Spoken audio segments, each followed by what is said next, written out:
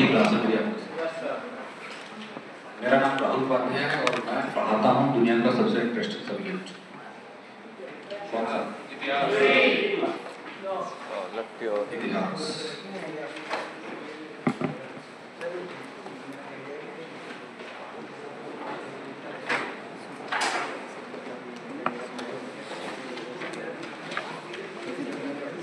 अच्छा, मैंने आपसे ये कहा कि इतिहास दुनिया का सबसे इंटरेस्टिंग सब्जेक्ट है।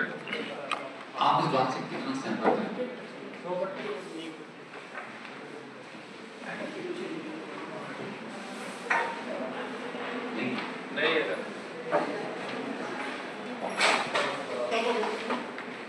इतिहास की कहानी शुरू करने से पहले मैं आप लोगों से दो छोटे छोटे प्रश्न पूछना चाहूंगा।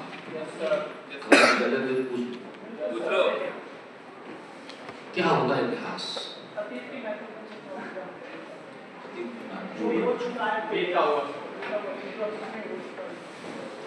आप कह रहे हैं इतिहास अतीत बीता हुआ आने वाला है।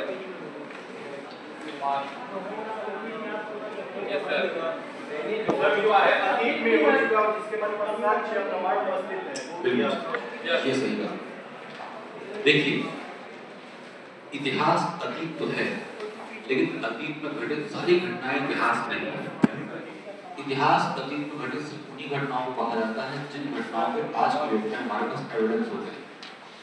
किसी भी घटना का इतिहास बनने के लिए उस घटना का हमारे पास सोर्स होना जरूरी है।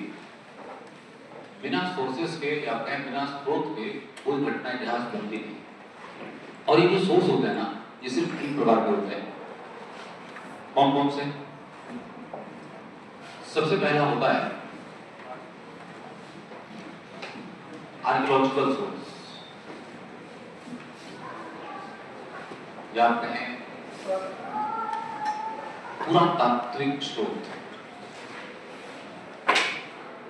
और ये जो आर्कियोलॉजिकल सोर्स होते हैं, ये 5 प्रकार के होते हैं। कौन कौन से? सबसे पहले फॉसिल्स, या कहें अवशेष, फिर मॉन्यूमेंट, स्मारक या इमारतें, इंस्क्रिप्शंस, अभिलेख,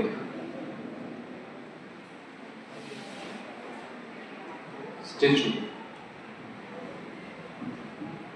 मूर्तियां एंड कॉइन्स, सिक्के। ये इतिहास जानने के पुरातात्विक स्रोत है। अगर मैं आपसे पूछूं कि अवशेष क्या होते हैं तो क्या बताएंगे आप? अवशेष किसे कहते हैं? जमीन के अंदर से निकलने वाली कोई भी चीज, चाहे पत्थरों के औजार हो, हड्डियों के आभूषण हो, सब क्या है? अवशेष। इतिहास बताते हैं। मॉन्यूमेंट क्या होते हैं? दिल्ली का लाल किला, कुतुब मीनार, हौज खास, कश्मीरी गेट, ताजमहल, ये सब क्या है? स्मारक है। इतिहास बता रहे हैं। मैं अगर आपसे पूछूं कि किसने बनवाया था हौज खास तो क्या बताएंगे आप? जानिए। आप मुझे बताओ किसने बनवाया था कश्मीरी गेट? जानिए। आप मुझे बताओ किसने बनवाया था ताजमहल? ये बता आपको, है ना? कश्मीरी गेट न पता हो, हौज खास न पता हो, ताजमहल क्यों बना रहता है? मोहब्बत की निशानी है, प्रेम की निशानी। क्या अंतर मोहब्बत और प्रेम में? भारत के मुगल बादशाह थे शाहजहां, वे वहां मोहब्बत करते थे अपनी बेगम मुमताज से। 1631 का दौर था। मुमताज अपने 14वें बच्चे को जन्म दे रहे थे।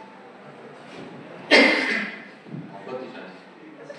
अब कहा जाता है कि इसी दौरान मुमताज का इंतकाल हो गया।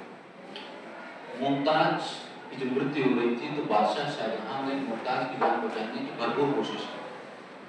देश के कोने कोने से एक मगर चीज तक बुलवाई, लेकिन मुमताज की जान नहीं बचा। आप जानते हैं मृत्यु पर किसी का जोर नहीं चलता। कोई बादशाह ही रहा मृत्यु को टाल नहीं सकता। जब शाहजहां को इस बात का आभास हुआ कि मुमताज की जान सच में नहीं बचेगी, बड़े भावुक हो गए। मुमताज के पास गए, मुमताज के पास बैठकर मुमताज का सर अपनी गोद में रखकर भरे कंठ से बोले कि बेगम, बड़ा अफसोस है इस बात का कि तुम्हारी जान नहीं बचेगी। अगर कोई आखिरी इच्छा हो या हो तुम्हारी कोई अधूरी इच्छा, बयां करो, वादा करते हैं कि इच्छा तो जरूर पूरी करेंगे। कहा जाता है अपने अंतिम समय में मुमताज की इच्छा यही थी कि बादशाह सलामत जान पूरी बच गई, लेकिन मैं चाहूंगी कि अब मेरे मरने के बाद आप मुझे जहां कहीं दफनाएं, मेरे कब्र पर दुनिया की कैसी नायाब इमारत बनवाएं जो न तो कभी अतीत में बनी हो, न तो कभी भविष्य में बन पाए। ऐसा कहकर मुमताज ने शाहजहां की गोद में दम तोड़ दिया था। मुमताज के मुख से निकले आखिरी अल्फाज मानो शाहजहां के कानों से होते हुए चैन उतर गया। जिंदा दिलो दिमाग में मुमताज की आंखें रहने पूछती रही शाहजहां कैसे न पूरी करते मुमताज की आखिरी इच्छा। 1631 से मुमताज की मृत्यु हुई, तभी बनवाना शुरू किया शाहजहां ने उन्हीं की कब्र पर एक ऐसी इमारत जो आज तक बन नहीं पाई, ताजमहल। 1631 से 1653 22 साल लग गए ताजमहल को बनने में, और 22 साल तक तब लगे जब 20,000 मजदूर रोज काम पर लगाए गए थे। भारत की इकलौती इमारत है जिसकी लंबाई, चौड़ाई, ऊंचाई सब बराबर है। आप ताजमहल को किसी भी एंगल से देखकर आओगे, आपको चारों तरफ से एक जैसी नजर आएगी। आपसे विभिन्न प्रश्न पूछा जाता है ताजमहल को डिजाइन किसने किया था, आर्किटेक्ट कौन था ताजमहल का, ताजमहल को बनाने के लिए पत्थर शाहजहां ने कहां से मंगवाए थे, किस ईरानी कला का प्रयोग करके ताजमहल को तराशा गया था। आपसे तो ये नहीं पूछते आपसे किसने बनवाया, क्यों? आपको पता है इतिहास में अवशेषों से, स्मारकों से, अभिलेखों से, मूर्तियों से, सिक्कों से पता चलता है, और इन्हें कहते हैं क्या, पुरातात्विक स्रोत। इतिहास जानने का हमारे पास दूसरा सोर्स जो है उसे कहा जाता है लिटरेरी सोर्स, या आप कहें साहित्यिक स्रोत। और ये जो लिटरेरी सोर्स होते हैं ये दो प्रकार के होते हैं, एक रिलीजियस या कहें धार्मिक, और दूसरा नॉन रिलीजियस या कहें गैर धार्मिक। धार्मिक सोर्सों के हमारे पास n नंबर ऑफ एग्जांपल है। हमारे पास रामायण है, महाभारत है, गीता है, वेद है, पुराण है, कुरान है, बाइबल है, ये सब क्या है, रिलीजियस सोर्स है। गैर धार्मिक सोर्स चाणक्य का अर्थशास्त्र में, रजनीश की इंडिका, विष्णु शर्मा का पंचतंत्र, कालिदास के विजय शकुंतला, अकबरनामा, बाबरनामा, ये सब क्या है, नॉन रिलीजियस सोर्स। इतिहास जानने का तीसरा सोर्स जो होता है उसे कहा जाता है डिस्क्रिप्शन ऑफ फॉरेनर ट्रैवलर्स, या कहें विदेशी यात्रियों का विवरण। एक बात आप जानते हैं कि हमारी संस्कृति, हमारी सभ्यता दुनिया की सबसे श्रेष्ठ और प्राचीन सभ्यता है। दुनिया में जब कोई सिविलाइजेशन एग्जिस्ट नहीं करती थी, हमारे यहाँ यूनिवर्सिटीज बनती थी, नालंदा, तक्षशिला, दुनिया के कोने कोने से लोग भारत पढ़ने आते थे। बहुत कॉमन क्वेश्चन है पेपर का, किसी ने न जाने कितनी बार पूछा है कि चाइनीज यात्री जिसका नाम था वेइंग सांग किसके कार्यकाल में भारत आया था, कब आया था वेइंग सांग? वेइंग सांग 629 ईस्वी में जब हिंदुस्तान में हर्षवर्धन राज कर रहे थे, हर्षवर्धन विक्रमादित्य के कार्यकाल में पायान आया था 399 में। वेइंग सांग 16 साल भारत रहा, नालंदा विश्वविद्यालय में एडमिशन लिया, यहाँ रहकर पढ़ाई की, और 16 साल यहाँ रहकर बौद्ध धर्म की शिक्षा ग्रहण करके जब वेइंग सांग यहाँ से गया तो वेइंग सांग ने किताब लिखी सीयूकी, पायान ने किताब लिखी पाकुकी। सीयूकी किताब से हमें नालंदा का पता चला, पायान की किताब से विद्रोह विक्रमादित्य को पता लगा। 1333 ईस्वी में अफ्रीका के मोरक्को से भारत आया था इब्न बतूता, मोहम्मद बिन तुगलक सुल्तान था यहाँ का, इब्न बतूता भारत आया, 8 साल इब्न बतूता भारत रहा। इब्न बतूता हम लोग को पता अफ्रीका, इब्न बतूता ने किताब लिखी रहला, और रहला नामक पुस्तक से हमें दिल्ली का पता लगा। कहने का मतलब सिर्फ इतना सा है कि अगर आप कोई घटना जानते हो जिस घटना का हमारे पास कोई पुरातात्विक स्रोत है, साहित्यिक स्रोत है, या उस घटना का जिक्र किसी विदेशी यात्री के पुस्तक में है, तो उसी घटना को कहा जाता है क्या, इतिहास। किसी भी घटना का इतिहास बनने के लिए उस घटना का इन तीनों में से कोई एक एविडेंस मिलना जरूरी है। अगर आप कोई घटना जानते हैं जो घटना हुई है पर उस घटना का कोई एविडेंस नहीं, उस घटना को इतिहास नहीं कहेंगे, वो घटना से क्या कहलाएगी, अतीत, पास्ट। इतिहास अतीत है लेकिन हर अतीत इतिहास नहीं। अच्छा, तो आपने जाना इतिहास होता क्या है, लेकिन इतिहास पढ़ते क्यों? अगर आप कोई सब्जेक्ट पढ़ते हो तो सबसे पहले आपको यही पता होना चाहिए कि आप पढ़ क्यों रहे हैं, क्या जरूरत है इतिहास पढ़ने की। सच्चाई तो यही है जो आप करा रहे हो, पेपर में आता है इसलिए पढ़ते हैं, ना आप ना पढ़ते हैं, ये बात भी सच है। लेकिन एक बात बताओ, सीख के क्या करोगे? दोहराओ तब भी दोहराओ।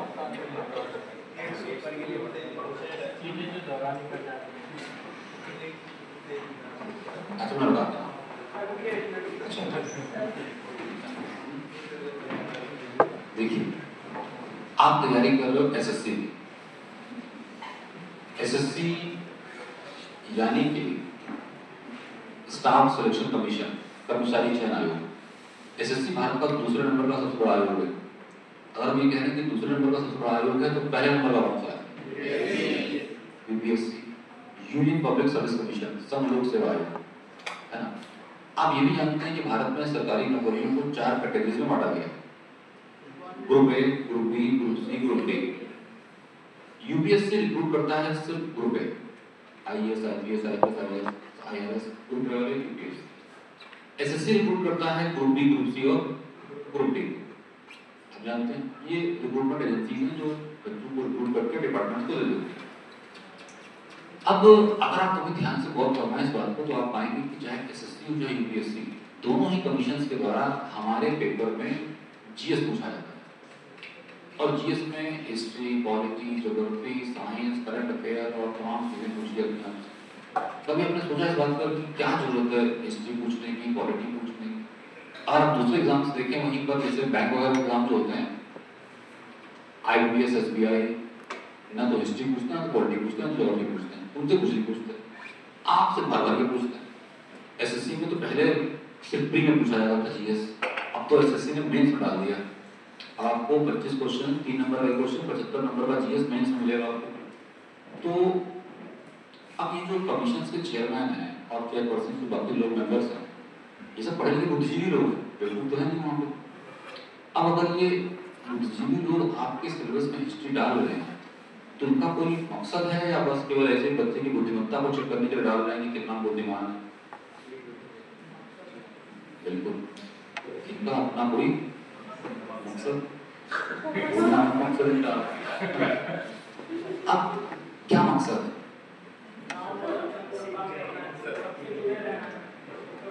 सबसे ज्यादा जुड़े आप रहे तो बैंक वाले जुड़े रहते हैं। एक पब्लिक बिलिंग की बात की जाए तो पब्लिक बिलिंग में आप तो बढ़िया केबिन में बैठे रहोगे, मजाल नहीं किसी आपके केबिन में घुस जाए, और बैंक में जाकर एक आम आदमी मैनेजर को धक्का चलाएगा, है कि नहीं है? तो पब्लिक बिलिंग तो बैंक वाले ज्यादा कर रहे हैं, आप भी पब्लिक बिलिंग कर रहे हो तो मतलब जी रहे हो, जियो मतलब बात समझना। अगर कोई सब्जेक्ट पढ़ाया जाता है ना तो उसका अपना एक उद्देश्य है, ऐसा नहीं आपको ऐसे पढ़ा रहे हैं बस, डिपार्टमेंट आपसे कुछ उम्मीद लगाए बैठा है, इसीलिए आपको पढ़ा रहे हैं। मैं बताता हूँ, आप एसएससी की किस एग्जाम की तैयारी कर रहे हो? एसएससी बहुत सारे एग्जाम होता है, CGL, CPU, CGL, FDS, GD, non exam. लेकिन एसएससी का सबसे अच्छा एग्जाम सीजीएल है, सीपीयू, ये अच्छे एग्जाम्स में आते हैं। आप मुझे बस ये बताओ कि सीजीएल, सीपीयू को क्रैक करके आप क्या बन जाते हो?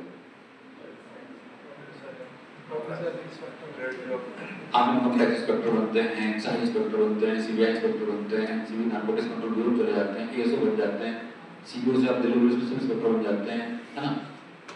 अगर बात की जाए तो आप बनने जा रहे हो अधिकारी, ऑफिसर बनने जा रहे हैं। और एसएससी के डिपार्टमेंट बहुत अच्छे हैं, income tax, excise, CBI department बहुत अच्छे हैं। ये वो डिपार्टमेंट है जो बच्चों को ना एक चीज प्रोवाइड करते हैं,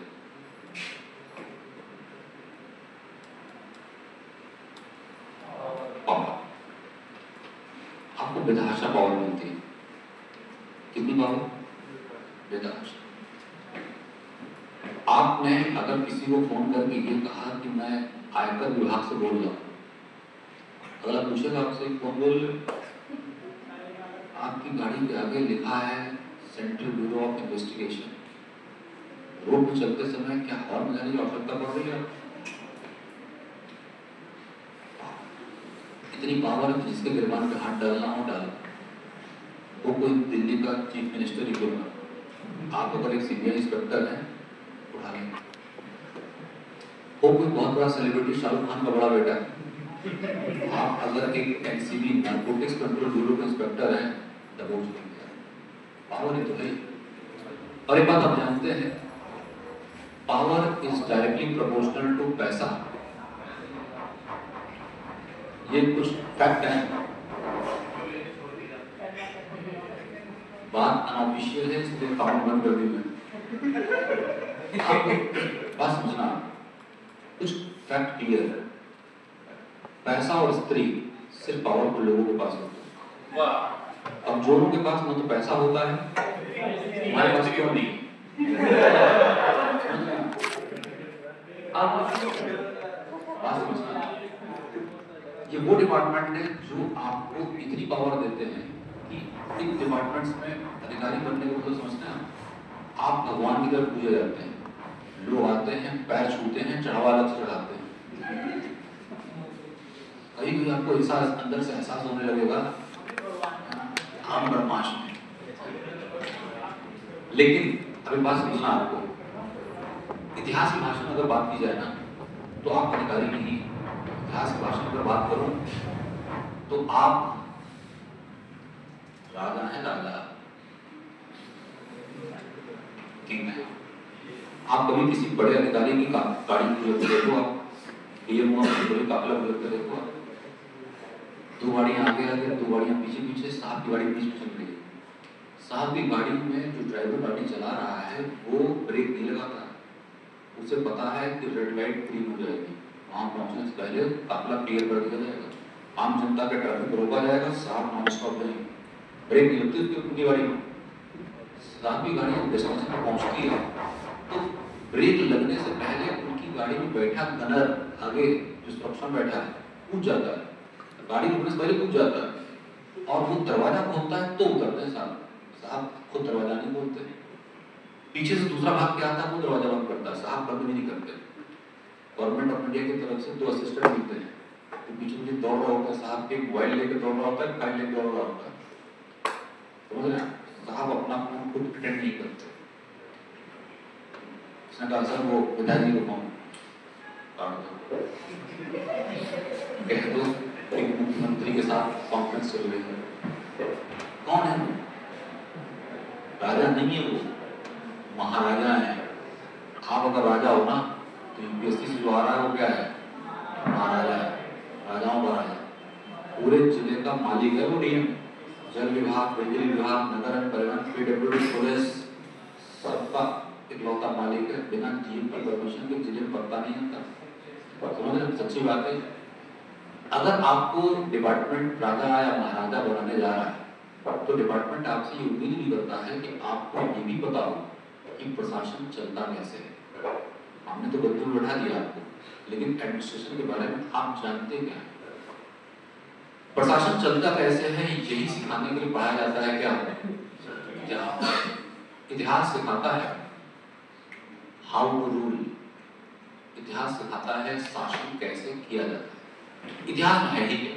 इतिहास में आप पढ़ते हैं राजाओं के बारे में, बादशाहों के बारे में, सुल्तानों सम्राटों के बारे में। उनके बारे में पढ़कर आपको पता चलता है किस राजा, किस बादशाह, किस सुल्तान के अंदर क्या खूबी थी जिसकी वजह से लंबे समय तक वो हिंदुस्तान में राज करके गया।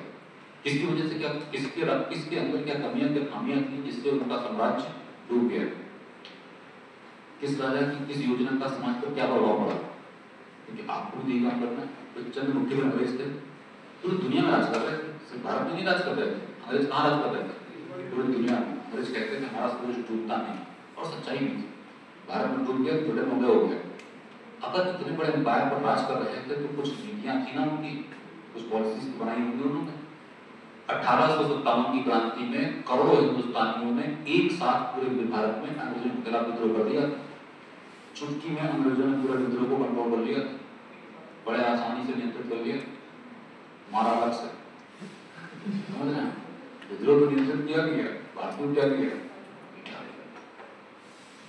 अब यही काम तो आपका भी है। अधिकारी बनने के बाद आपका काम क्या है? एडमिनिस्ट्रेशन ही तो है, प्रशासन तो चलाओगे। एडमिनिस्ट्रेशन में मान लो आपने से दिल्ली पुलिस में सब इंस्पेक्टर हो गया, और 25 इलाके में आपकी पृष्ठी में हिंदू मुसलमान दंगा हो गया, कैसे कंट्रोल करोगे?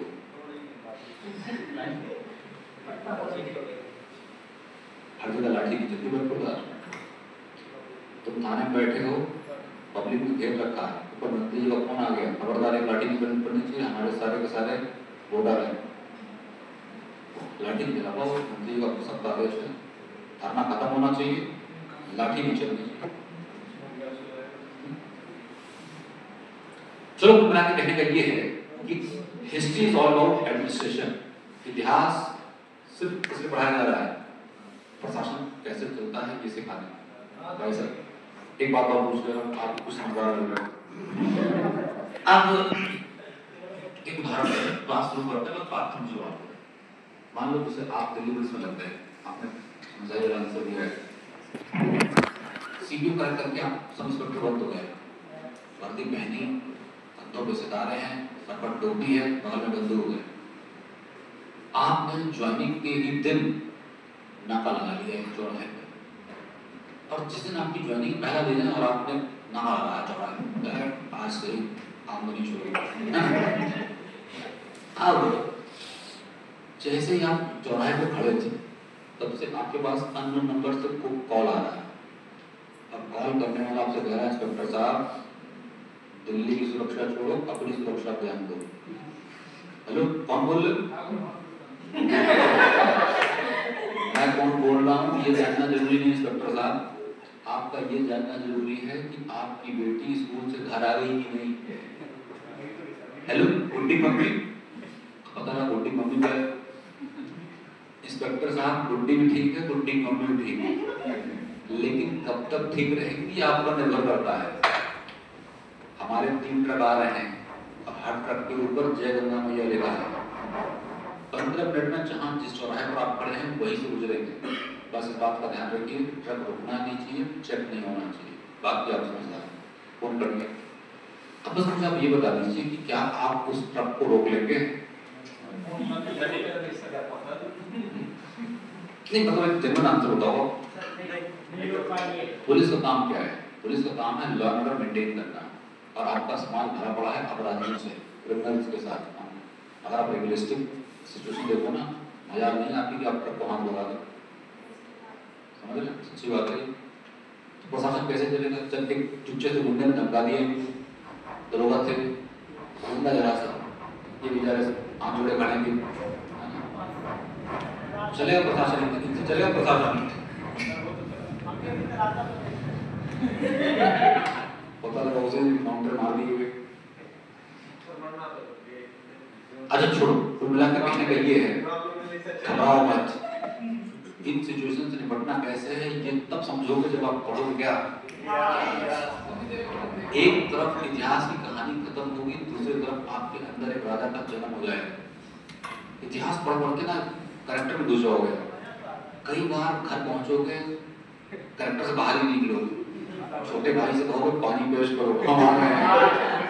आपके अंदर ये राजा हमारा कैरेक्टर ही पैदा करने के लिए आपको इतिहास पढ़ाया जाता है। लेकिन आपके लिए एक अच्छी बात जानते हैं, आपके लिए एक अच्छी बात ये है कि आपके सिलेबस में सिर्फ और सिर्फ आपको पढ़ना है इंडियन हिस्ट्री, भारतीय इतिहास। आपके सिलेबस में वर्ल्ड हिस्ट्री नहीं, आपके सिलेबस में सिर्फ इंडियन हिस्ट्री। लेकिन आप जानते हैं कि ये जो हमारा इंडियन हिस्ट्री का सिलेबस है, ये भी कोई छोटा सिलेबस नहीं, इंडियन हिस्ट्री का सिलेबस भी एक बड़ा सिलेबस है। अब हमारे इतिहासकारों ने इंडियन हिस्ट्री के सिलेबस को 3 भागों में बांट दिया है, जिससे आप चीजों को और आसानी से समझ पाएं। एक एंशिएंट इंडिया, प्राचीन भारत, दूसरा मेडिवल इंडिया,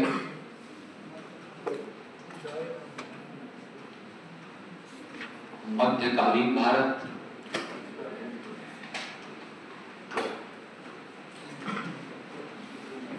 और तीसरा मॉडर्न इंडिया, आधुनिक भारत।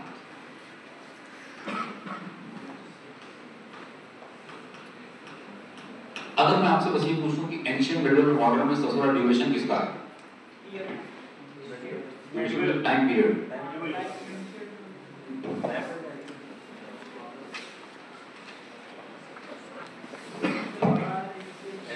सबसे बड़ा एंशिएंट इंडिया। एंशिएंट इंडिया तब से शुरू हो जाता है जब से हम मानव भी नहीं थे, आदि मानव थे, पत्थरों के टुकड़े औजार बनाते थे, जानवरों का शिकार करते थे, कच्चा दबा जाते थे। वैज्ञानिक भाषा में बात करें तो हम ऑस्ट्रेलोपिथेकस थे और आज हम होमो सेपियंस हैं, आधुनिक मानव। ऑस्ट्रेलोपिथेकस से होमो सेपियंस बनने की जो जर्नी है ना, करोड़ों साल की। अब एंशिएंट इंडिया बहुत बड़ा है, इसलिए हमारे इतिहासकारों ने एंशिएंट इंडिया के सिलेबस को 3 भागों में बांट दिया, जिससे आप चीजों को और आसानी से समझ पाएंगे। एक प्री हिस्टोरिक पीरियड, हिंदी में कहते हैं प्रागैतिहासिक काल।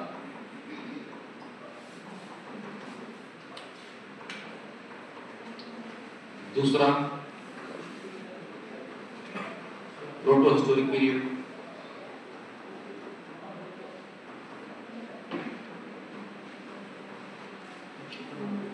आद्य ऐतिहासिक काल।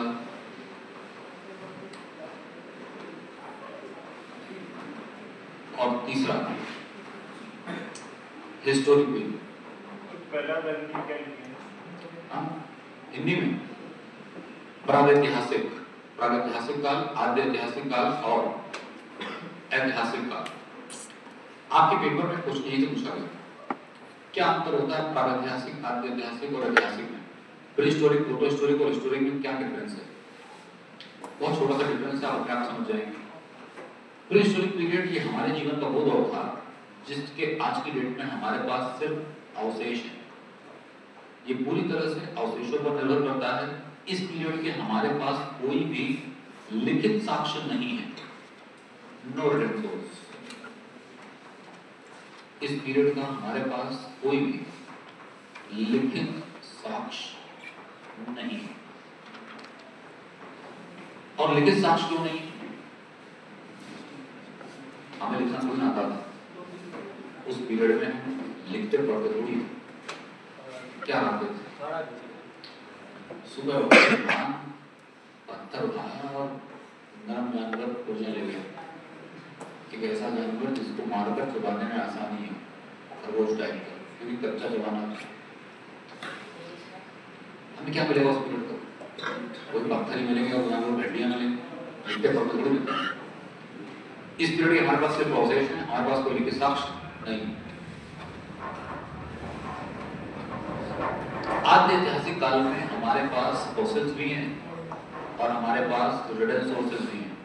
Fossils and written sources both are available, दोनों है हमारे पास, लेकिन these written sources are still not readable। ये लिखित साक्ष्य आज तक पढ़े नहीं जा सकते, not readable, not readable। ये आज तक पढ़े नहीं जा सकते। क्यों नहीं पढ़े जा सकते? हाँ, इंडस वैली सिविलाइजेशन, सिंधु घाटी सभ्यता इसी पीरियड की बात है। सिंधु घाटी सभ्यता एक वेल डेवलप्ड सिविलाइजेशन थी। आज से लगभग 5000 साल पहले हमारे देश में पक्के मकान में लोग रहा करते थे, मल्टीपल स्टोरेज बिल्डिंग थी, घरों के बाहर पक्की नालियां, कवर्ड नालियां, वेल सिविलाइज्ड जीवन जी रहे थे। उन लोगों ने कुछ लिख रखा है, बट हम उसकी लैंग्वेज समझ नहीं पा रहे। और जिस दिन हम अपनी लैंग्वेज समझ जाएंगे, हमारे देश के इतिहास में कुछ नया अध्याय और जुड़ जाएंगे। फॉसिल्स एंड रिटन सोर्सेज दोनों हैं, बट रिटन सोर्सेज पढ़े नहीं जाते। ऐतिहासिक पीरियड में फॉसिल्स भी है और लिखित साक्ष्य भी, and these written sources are readable. इन्हें पढ़ा जा सकता, इन्हें पढ़ने में कोई दिक्कत नहीं। आगे चलकर ना प्री हिस्टोरिक को फिर डिवाइड कर दिया गया। प्री हिस्टोरिक फिर डिवाइड हुआ कॉपर एज, स्टोन एज में। स्टोन एज फिर डिवाइड हो गया पैलियोलिथिक, मेसोलिथिक, नियोलिथिक में। लेकिन वो अलग बात। पहले आप ये समझो, इतिहास में बच्चों को डर किस चीज का लगता है? डर लगता है इतिहास में कि नहीं?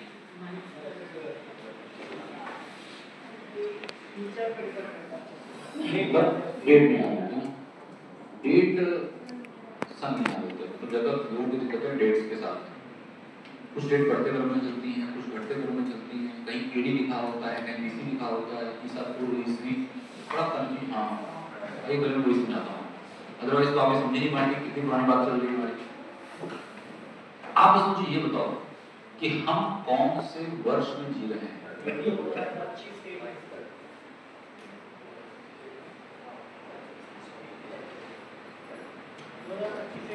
क्वेश्चन बहुत सिंपल, हमने पूछा कौन से वर्ष में जी रहे हैं?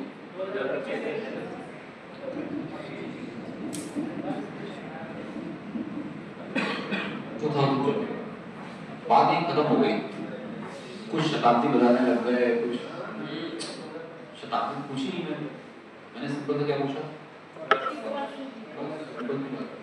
एक बात समझो, आप दिखाई बनने जा रहे, मामूली लोग ये रहे। अब आपके बातचीत लहजे से भी अधिकारीपन झलकना चाहिए। आप कहीं किसी के सामने बातचीत कर रहे हो तो लगना चाहिए कि आप दिल्ली पुलिस का इंस्पेक्टर। आप रोड पे चला पाओगे तो आपको भी लगना चाहिए कि वो इंस्पेक्टर नहीं चल रहा, अंदर से फीलिंग तो आया, वर्दी तो बात नहीं है। 2025 बिल्कुल ठीक, लेकिन अब मैं आपसे ये पूछूं कि ये कौन से कैलेंडर से बताया आपने? अच्छा, आप मुझे बताओ कि हमारा कैलेंडर कौन सा है, भारतीय कैलेंडर कौन सा है? भारत सरकार के द्वारा ऑफिशियल कैलेंडर, हमारे भारत सरकार के द्वारा ऑफिशियल कैलेंडर है हमारा शक संवत।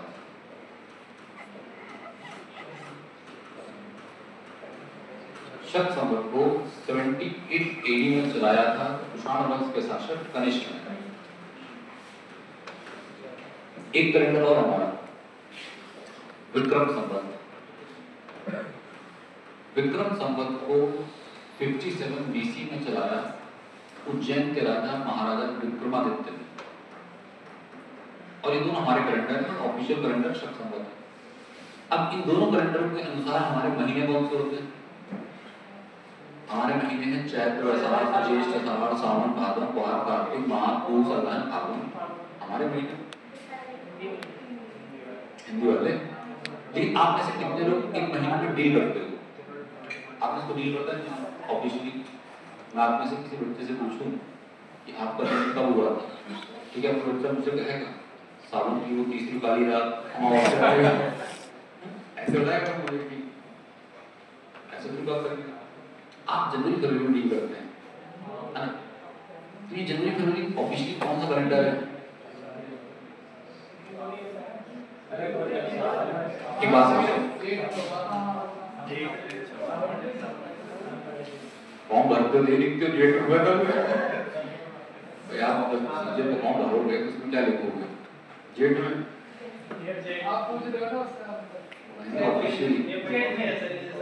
सुनिए, अब आज की डेट में हम और आप जो ऑफिशियली मानक यूज करते हैं ना, वो मानक हमारे नहीं, ज्यादातर मानक अंग्रेजों के।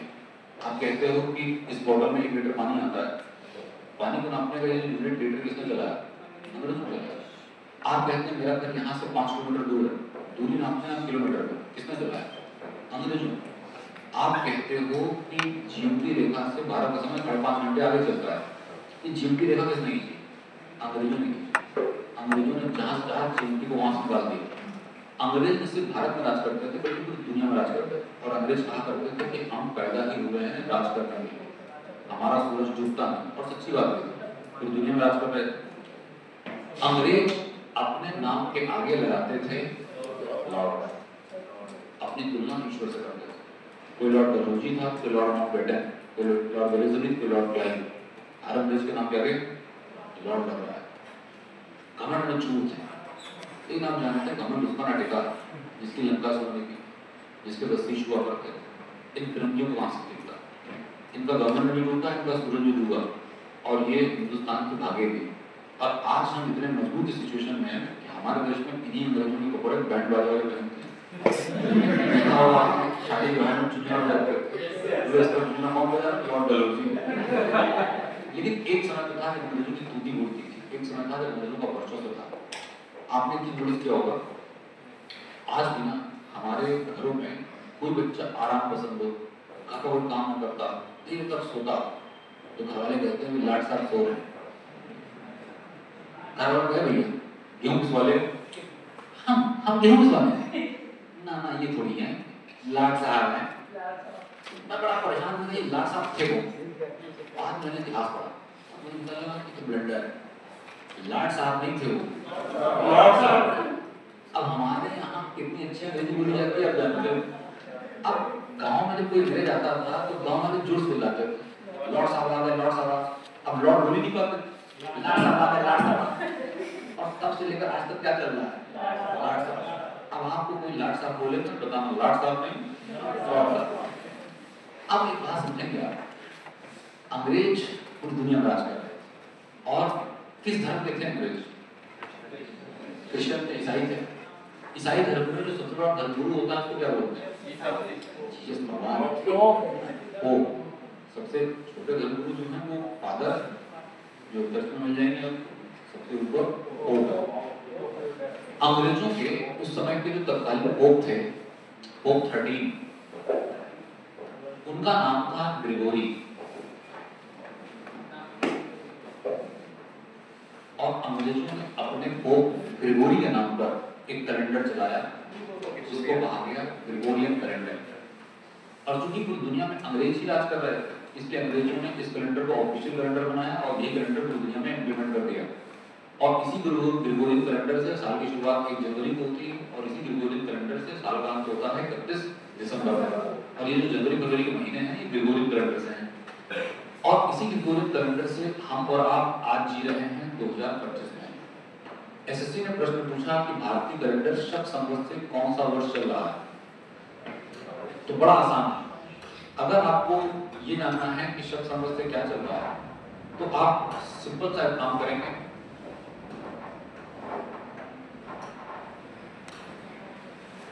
टू 2025 में आप 78 माइनस करेंगे क्योंकि 78 साल बाद चले तो हमें मिलेगा 1947। शक संवत से 1947 चल रहा है। विक्रम संवत से अगर पूछ लिया जाए क्या चल रहा है तो 2025 में आप 2 घंटे 25 मिनट 57 साल पहले चल चुका था। और विक्रम संवत से हमारा 2082 चल रहा है, 2082 विक्रम संवत। और एसएससी ने ये भी प्रश्न पूछा कि भारतीय कैलेंडर शक संवत और विक्रम संवत में कितने वर्षों का अंतर है? तो आप जानेंगे इसमें अगर आप डिफरेंस देखेंगे तो दोनों में 135 ईयर का डिफरेंस है।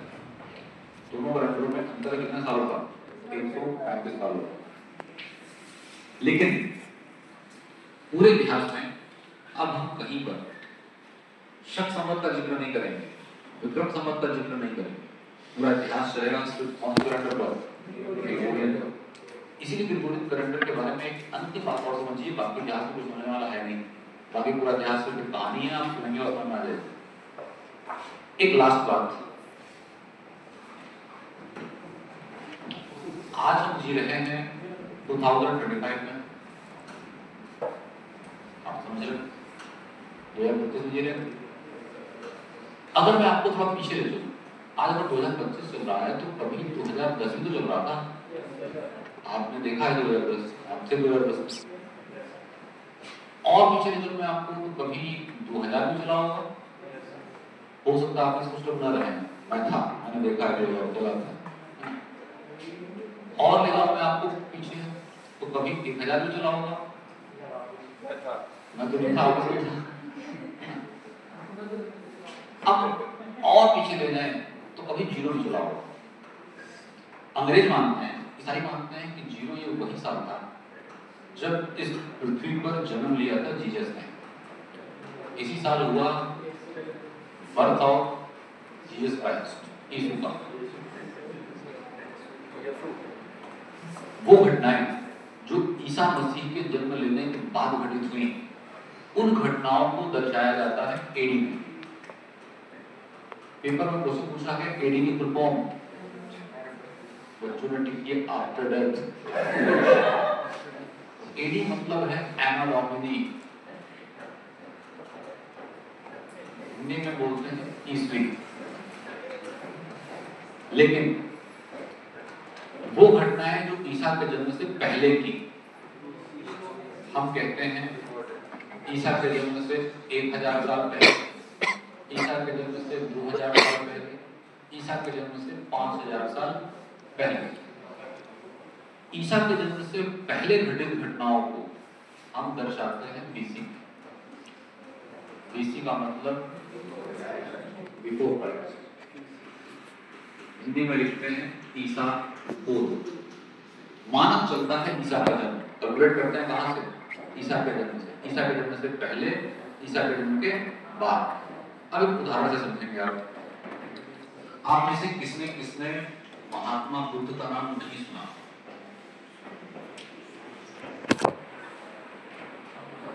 समझ? चलो कोई एक बात बता दो आप महात्मा बुद्ध के बारे में, कुछ भी बता।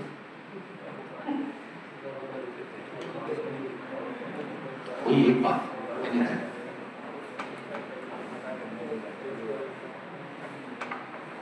आप कुछ भी महात्मा बुद्ध के बारे में कुछ भी एक बात।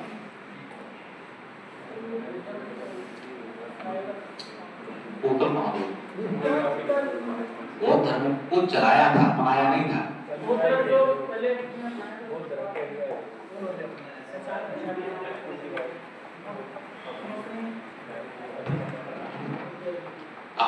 कोई दूसरी बात कुछ भी। ये हाल है, ये अधिकारी बनने जा रहे हैं।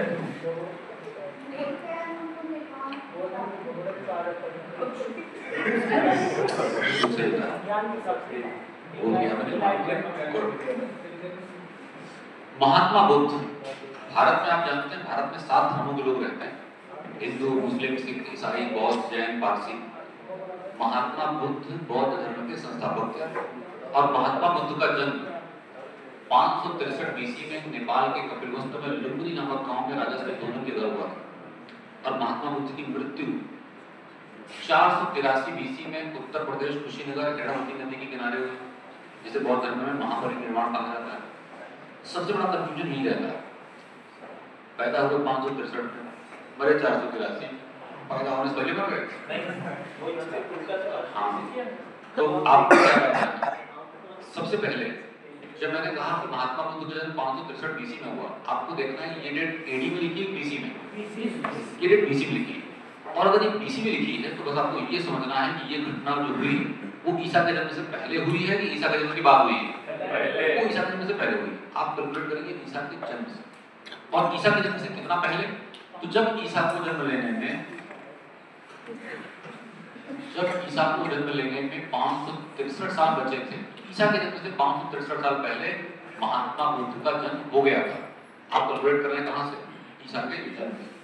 और जब ईसा को जन्म लेने में 483 साल बचे रह गए थे, तब महात्मा बुद्ध की मृत्यु हो गई थी, ईसा के जन्म से 483 साल पहले।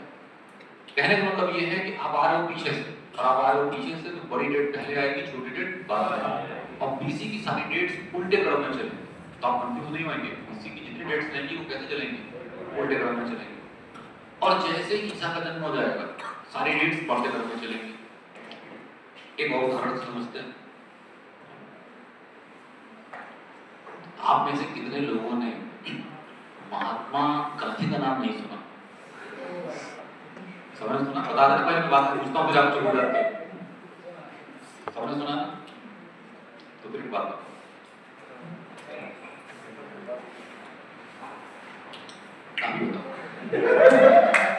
देखिए, मतलब कोई भी एक बात नहीं, आप बता गांधी जी के बारे में कोई एक बात। बिल्कुल सर। नहीं देखो, जब मैं ये कहता हूँ कोई एक बात बता दो, कुछ भी बता दो, क्या दिक्कत है? गांधी गंजे सर पे लाठी लेके चलते थे, धोती पहनते थे।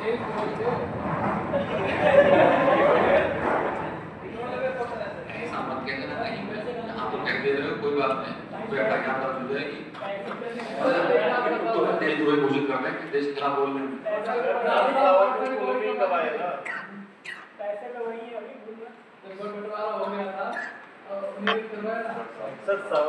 इस तरह के जो लड़के होते हैं बहुत खतरनाक होते हैं समाज के लिए। ये वो लड़के होते हैं जो न तो गांधी को जानते हैं, न तो नाथुराम गोडसे को जानते हैं, बस इन्हें ये पता होता है कि नाथुराम गोडसे ने गोली मारी थी। है ना। अभी मैं इनसे पूछूं गांधी जी के बारे में 2 बातें बता दो तो नहीं बता पाएंगे, लेकिन इतना बड़ा आरोप लगा रहे हैं। गांधी जी के बेटों का नाम बताओ, गांधी जी की पत्नी का नाम बताओ। जानते कुछ नहीं है, समझ रहे हैं आप, लेकिन आरोप लगा रहे हैं पूरे चरित्र पे, समझ रहे हैं। सिंपल सी बात समझो, अगर आप किसी के बारे में कुछ बोल रहे हो तब बोलो जब आप उसके बारे में जानते हो। जब जानते ही नहीं है तो तुम किसी के ऊपर थोड़ा आरोप कैसे लगा सकते है कि नहीं। आपको जब उस व्यक्ति के बारे में बेसिक बात नहीं पता तो आप उस व्यक्ति के भारत का बेवकूफ है जो नोटों पर फोटो छाप रहे, तुम्हारे 5 मिनट ना छापे, गांधी की 5 मिनट छाप रहे, छापे ही नहीं, छपाओ क्या करो, समझ रहे हैं आप। चलो शांत से बात। अब महात्मा गांधी ने भारत में सबसे पहला आंदोलन 1917 में किया, चंपारण आंदोलन। ये वो गांधी थे जो अंग्रेजों से लड़ गए, इनसे कहा जाए दरोगा से लड़ दो सरेंडर हो जाएंगे, है ना। दरोगा से दिल्ली पुलिस के, दिल्ली पुलिस के कांस्टेबल देख क्या मोटरसाइकिल मोड़ लेते हैं, ये लड़ेंगे। 1942 आखिरी आंदोलन था, कौन सा, क्विट इंडिया, भारत छोड़ो। सबसे पहली बात आपको देखना है कि यहाँ एडी लिखा है, बीसी एडी। अगर एडी लिखा है तो ये घटना ईसा के जन्म से पहले की है कि बाद की है, बाद की है। कितना बाद, ईसा के जन्म से 1917 यहाँ कहीं पहला आंदोलन हुआ होगा, और ईसा के जन्म से 1942 यहाँ कहीं आखिरी आंदोलन हुआ होगा। एडी की सारी डेट्स बढ़ते क्रम में चलती हैं और बीसी की सारी डेट्स बढ़ते क्रम में चलती हैं। अब एक बात आपको और बता दें कि अब नई किताबों में संशोधन हो गया है, अब इसको एडी बीसी नहीं लिखते, एडी को लिखा जाता है अब सीई। सी का मतलब होता है कॉमन एरा, कॉमन एरा, और बीसी को लिखा जाता है अब बीसीई। बीसी मतलब बिफोर कॉमन एरा।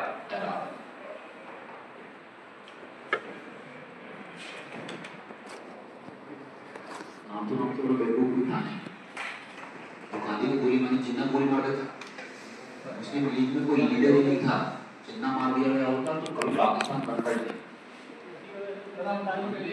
दिल में मैं लेना, मैं इतिहास पढ़ा रहा हूँ, मैं जानता हूँ सच्चाई, तुम जानते नहीं तो मेरा फर्ज बनता तुम्हें सच्चाई बताने का।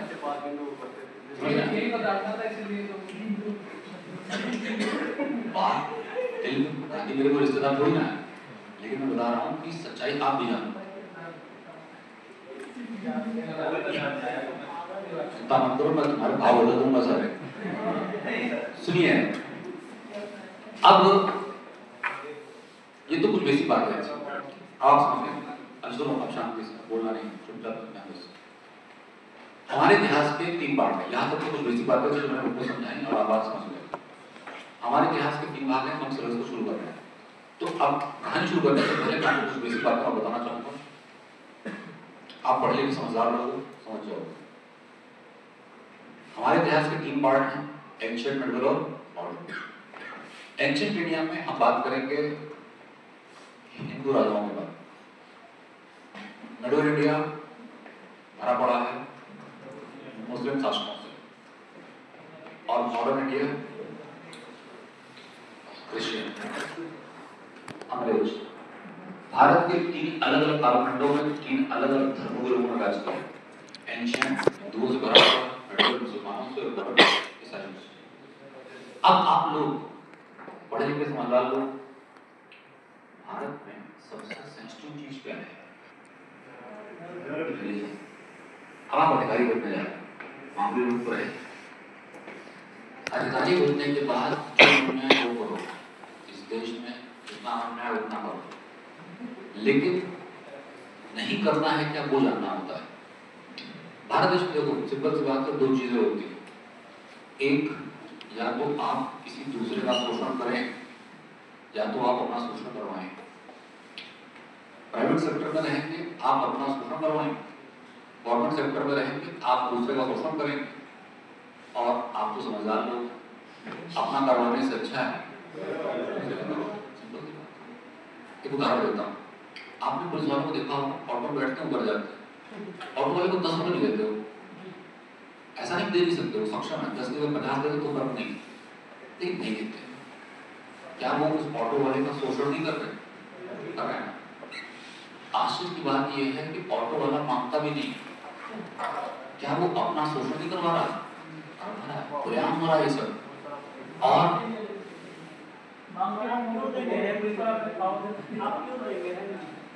हाँ, इस तरह से पुलिस वाले फल वाले के पास जाएंगे, कहीं 2 किलो आम दो, फल वाले की हिम्मत नहीं कि कोई सड़ा वाला आम डाल दे, बढ़िया आम डालेगा और 2 किलो की 100-2 किलो तोलेगा, लीजिए साहब कितना पैसा हुआ? अरे मालिक कैसी बात कर रहे हैं आप, सरकार पैसा लेंगे आपसे?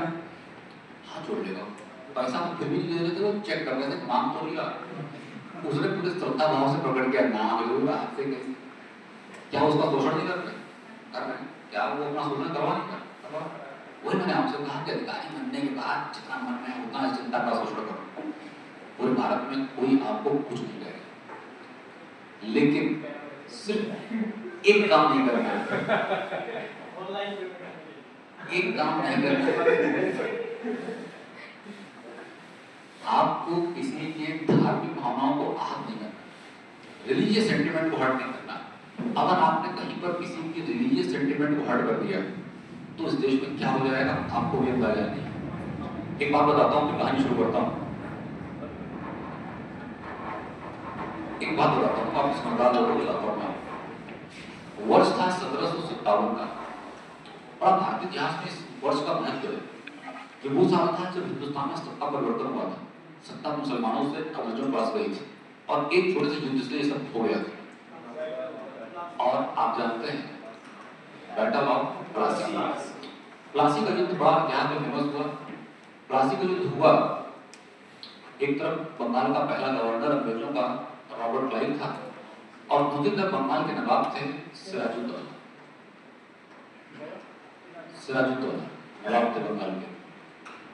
इन्हीं सिराजुद्दौला का एक सेनापति था, आर्मी चीफ, नाम था मीर जाफर। चंद मुक्ति पर अंग्रेजों ने अगर करोड़ों की जनता पर राज किया ना, तो सिर्फ एक पॉलिसी पर राज किया, और वो है डिवाइड एंड रूल, फूट डालो राज करो।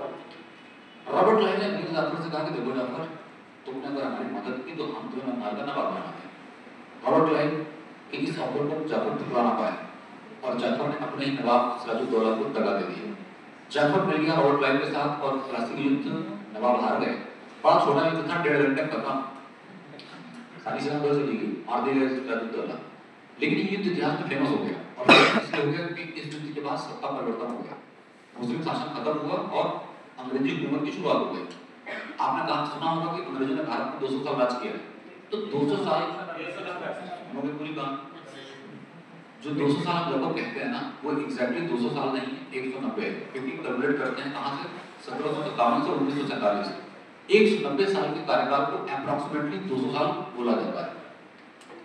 1757 से अंग्रेज हिंदुस्तान में आ गए, काबिज हो गए, और अंग्रेज भारतीयों का शोषण करने लग गए, और अंग्रेज भारतीयों का जम का शोषण कर रहे थे। अंग्रेज भारतीयों का आर्थिक शोषण तो कर ही रहे थे, मानसिक शोषण और शारीरिक शोषण भी कर रहे थे, जितने प्रकार का शोषण हो सकते थे सब कर रहे थे। लेकिन आप जान के दंग रहोगे कि पूरे भारत में अंग्रेजों के खिलाफ बोलता कोई कुछ नहीं था। एक अंग्रेज आता था, पूरे गांव वालों को लाइन खड़ा करता था, चाबुक लिए रहता था, 2 हंटर सबको मारता था, चुपचाप खा लेते थे। 2 बार फिर आता था, फिर लाइन खड़ा करता था, फिर 2 हंटर मारता था, फिर खा लेते थे। ये इतने अच्छे लोग थे कि शाम के टाइम अपने आप लाइन लगा लेते थे। अभी 5 बज रहा है, अब 2 हंटर सुबह, 2 बार 2 शाम, प्रॉपर तरीके से लोग। अच्छा, ऐसी बात नहीं कि फर्जी मार रहे थे, हमारी हरकतें ऐसी थी, समझ रहे हैं? कसूर सारा अंग्रेजों का नहीं। आपको क्या लगता है कि कभी सुना हरकतें तो आदमी ऐसी। आप कहते हो अंग्रेज फर्स्ट क्लास रूम में बैठने नहीं देते थे, गांधी जी को जल्दी ट्रेन से ढकेल दिए थे, क्यों ना ढकेले अंग्रेज? अब ये हरकतें बैठने वाली, अब तो बैठे सरकारी बस में सीट फाड़ दो, अंग्रेज जान ना बदतमीजी करेगा कुछ ना कुछ, बैठने में तो उसमें गुस्सा आ जाएगा। अब अंग्रेज भारतीय आदमी बैठे हैं सरकारी बस में, रजनीगंधा कदमों में दुनिया ओवरफ्लो हो गया, शीशा खोले पक्ष से मार दी, अब पीछे का आदमी खिड़की हवा ले रहा है। अब ऐसी हरकतें करोगे तो अंग्रेज हंटर नहीं मानेगा तो क्या करेगा? आप बताओ। सुनिए, 1757 से भारतीयों का शोषण शुरू किया अंग्रेजों ने और 1757 से 100 साल तक जबरदस्त शोषण हुआ। 1857 आ गया, लेकिन पूरे हिंदुस्तान में अंग्रेजों के खिलाफ बोला कोई कुछ नहीं। 100 साल कोई कुछ नहीं बोला। सोचो आप, पहली बार अंग्रेजों के खिलाफ हिंदुस्तानियों ने आवाज उठाई तो कब उठाई? 1857 में। 100 साल तक हिंदुस्तान में कोई कुछ नहीं बोल रहा, इस बात का बड़ा आश्चर्य होता है। और 1857 में एक गलती हो गई अंग्रेजों से, जिस वजह से ये काम हो गया। एक बात आप जानेंगे, मैं बताता हूं आपको, मैं समझाता हूं। अंग्रेजों की सेना में 1:5 में सिपाही थे। 1:5 का मतलब ये था कि एक अंग्रेज 5 भारतीय। अंग्रेज अपनी सेना में भारतीय लड़कों को भर्ती करते थे और भारतीयों पर ही गोली चलाते थे। जैसे आपका नाम क्या है? पवन। आपका नाम क्या है? आशीष। हमने पवन को अपनी सेना भर्ती कर ली। अब पवन देखा, पवन हंटर लो, आशीष को मारो।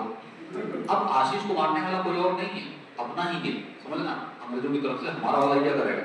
पीछे। अब भारतीय लोग अंग्रेजी सेना में पूरा सहयोग कर रहे हैं, लेकिन 1857 में गलती हुई। क्या हुई बताता हूं। अंग्रेजों की सेना में एक बंदूक यूज की जाती थी, एक पुरानी बंदूक थी, जिस बंदूक का नाम था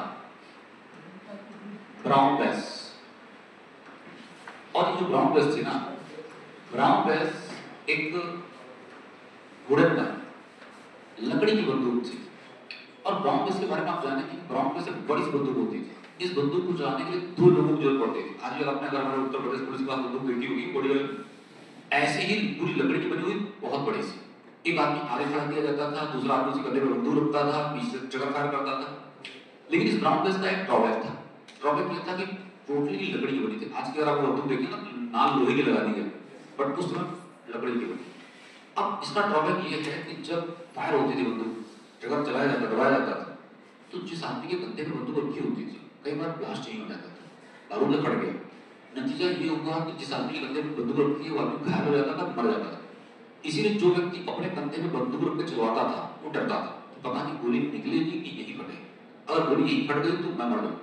और लोगों ने कहना शुरू कर दिया कि भैया मेरे कंधे बंदूक रख के मत चलो। कौन सी थी बंदूक जो कंधे पर चलाई जा रही थी? Brown base. और इस समाज की कहावत बन गई कि मेरे कंधे बंदूक रख के क्यों चला रहे हो? समझ रहे हैं? ये ब्राउन बेस थी। अंग्रेजों ने देखा कि इस बंदूक से हमारा ही नुकसान है, हमारा ही सिपाही मर रहा है। अंग्रेजों ने तुरंत बंदूक को रिप्लेस किया और अंग्रेज से लेकर आए नई बंदूक। और उस नई बंदूक का नाम था इनफील्ड राइफल। और ये जो इनफील्ड राइफल थी, ये एक लोहे की बंदूक थी, कंपैरेटिवली बहुत छोटी थी, इजीली ऑपरेटेबल थी, एक ही आदमी चला सकता था, 2 लोगों की जरूरत ही खत्म कर दी अंग्रेजों ने, कॉम्पैक्ट कर दिया। और लोहा था तो अब फटने का कोई डर नहीं था, मजबूत थी।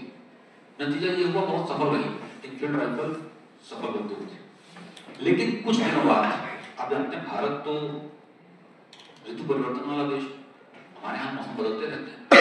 अब एक सिपाही बाहर बंदूक लेकर खड़ा है, दरबान नाम के। तभी अचानक से मौसम बिगड़ा, बारिश होने लगी, सिपाही भीग गया। और सिपाही भीगा तो साथ में बंदूक भीग गई, और लोहे की थी बंदूक, जंग लग गई। अब एक नई समस्या आ गई थी कि जंग लग रही थी, तो बहुत सारे कार्ट्रिज, गोलियां, बंदूक खराब हो रहे थे जंग की वजह से। अब इस समस्या को भरने के लिए अंग्रेजों ने एक कदम और आगे बढ़ाया और अंग्रेजों ने ग्रीस बनाई। लेकिन यहाँ कर गए अंग्रेज गलती। ग्रीस बनाने में अंग्रेजों ने गाय और सूअर की चर्बी का प्रयोग कर लिया। अब अंग्रेजी सेना में 1:5 में सिपाही, एक अंग्रेज 5 भारतीय। ये जो भारतीय सिपाही हैं, या तो हिंदू हैं या तो मुसलमान हैं, मेजॉरिटी इन्हीं की थी। नतीजा आप सब जानते हैं। अंग्रेजों के एक सिपाही थे, आप सबको पता है, मंगल पांडे। मंगल पांडे जो थे, ये 34th नेटिव इन्फेंट्री के सिपाही थे।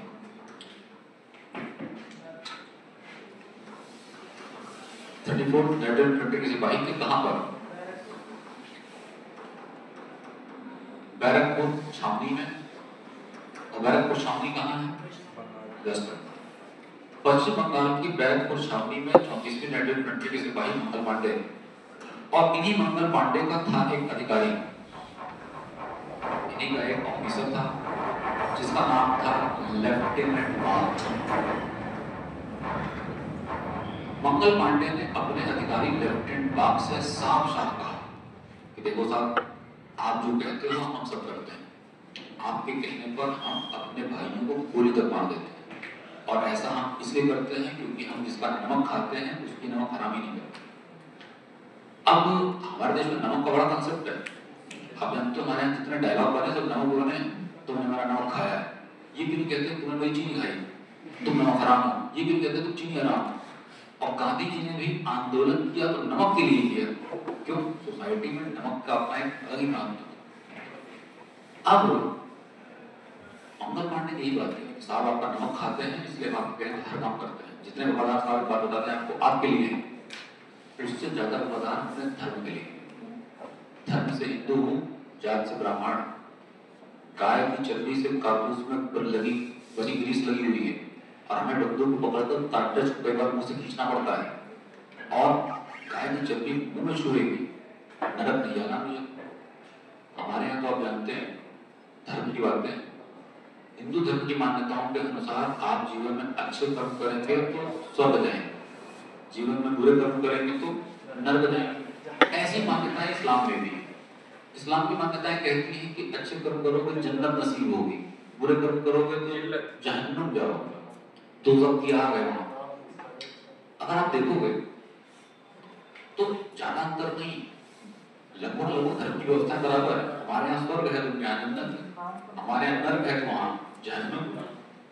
कुछ विशेष है वहां पे, कुछ खास है बराबर। वहां 72 बुरे रहती है, वहां जन्नत रहती है।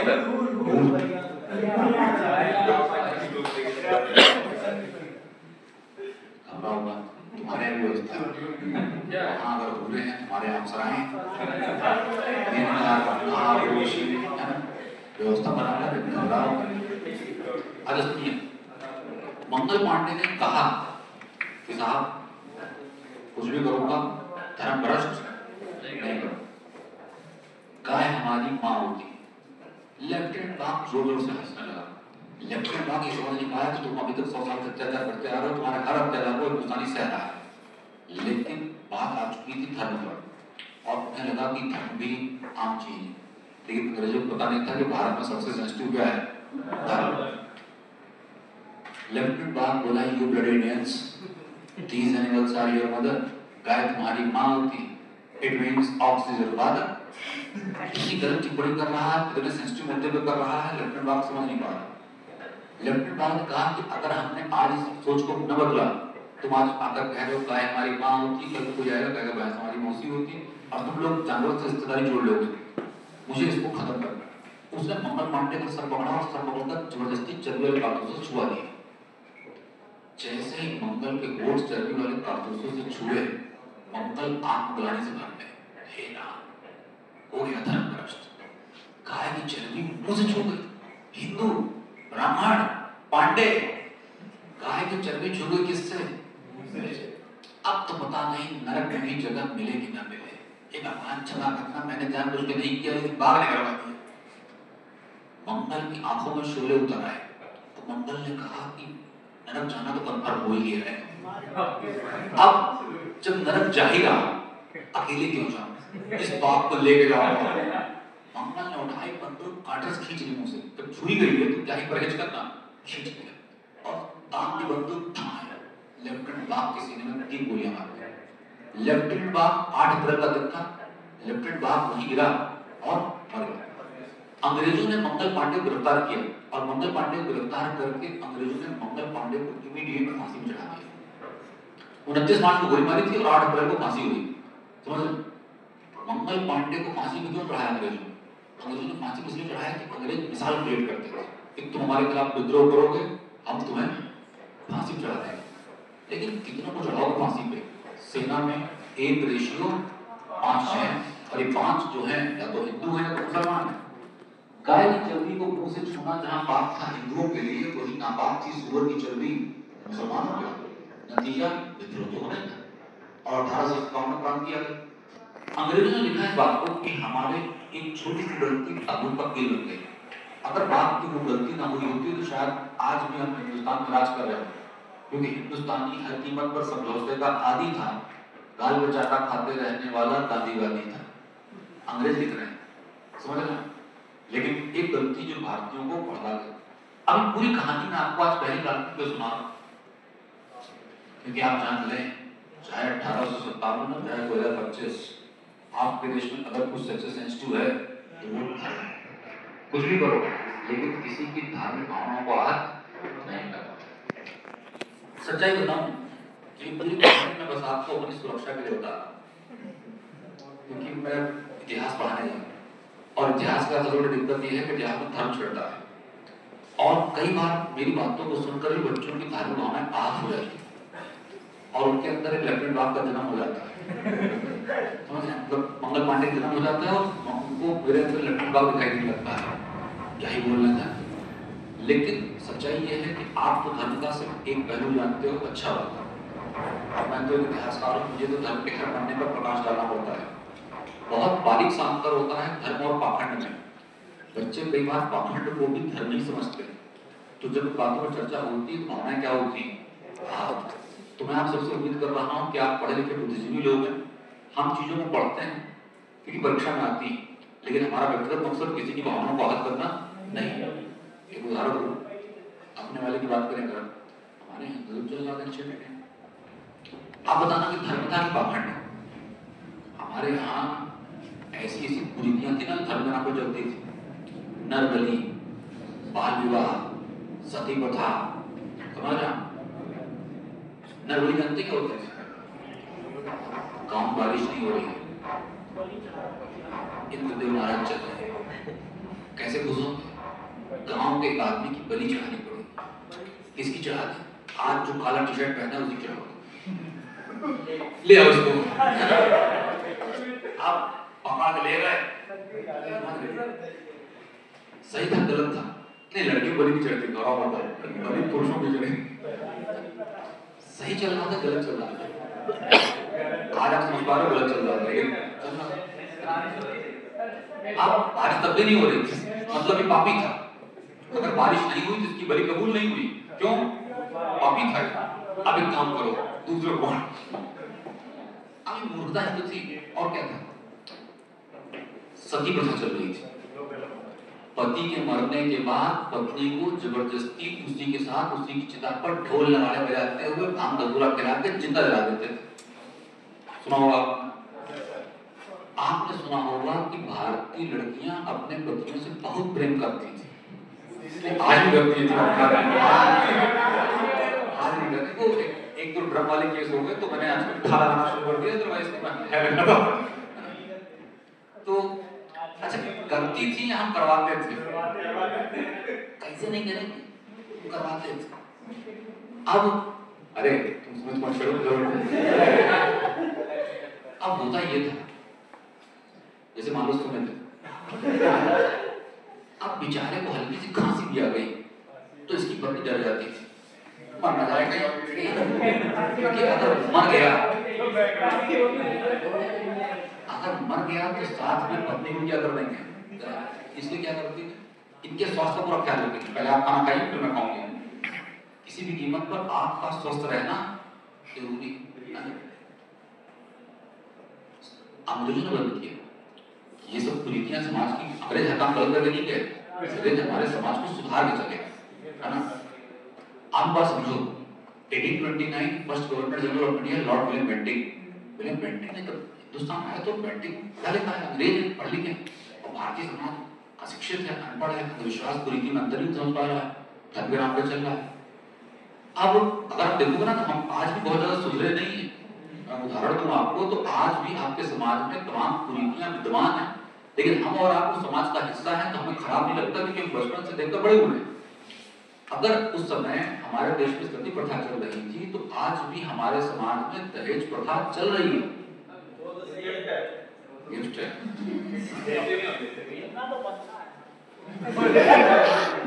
देखो ज्यादा दिन नहीं, कुछ 50 साल और रुक जाओ, दहेज बिल बंद हो जाएगा। 25 साल में बंद हो जाए। 25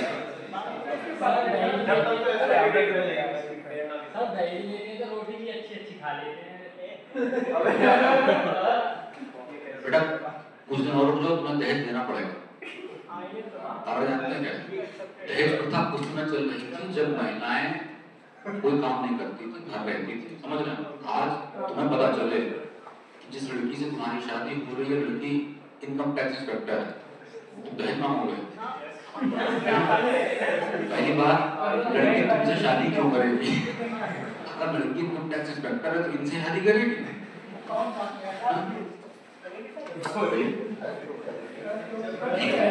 आप खुद मस्ती नहीं करें, किसी आईएएस से शादी करें।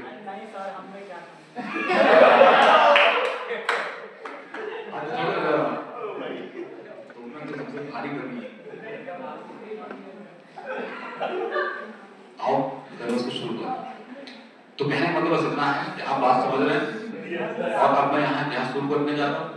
तो आप लोग कोई भी गलत और आपत्तिजनक टिप्पणी किसी धर्म पर नहीं करें, बस इतनी सी बात।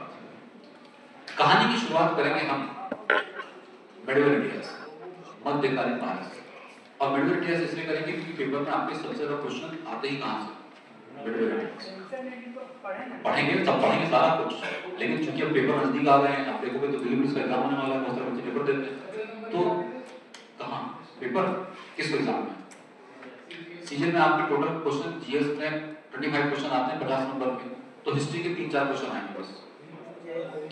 मेंस में भी इतना मान लो 3-4 प्री में और 3 से 4 मेंस में, तो देखोगे तो प्री मेंस मिलाकर 7-8 क्वेश्चन। यार पेपर में तो एक प्रश्न महत्वपूर्ण है। मैं तो बहुत सारे बच्चों को जानता हूँ जिनका सिलेक्शन ही 0.25 से हुआ है, समझ रहे हैं। एक क्वेश्चन गलत हो गया होता तो समझ रहे हैं, लिस्ट नीचे होते। तो पेपर में किसी सब्जेक्ट को हल्के बना लो, ना तो किसी को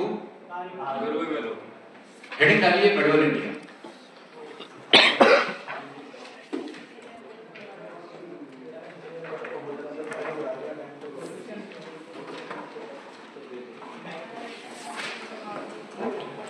क्या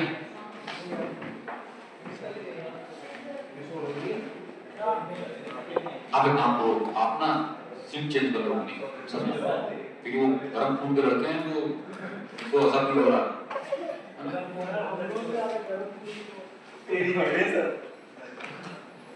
मध्यकालीन भारत